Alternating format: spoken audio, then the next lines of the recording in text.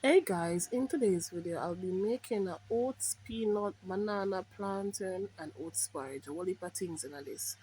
So as you see, I'm laying out the ingredients. I have a turn or almost ripe plantain, vanilla, roast peanuts, almond and rose water in one, salt. I have some lusk in a little container, yeah. That's what I plan to use in this video. So continue watching. Don't forget to like, share and subscribe.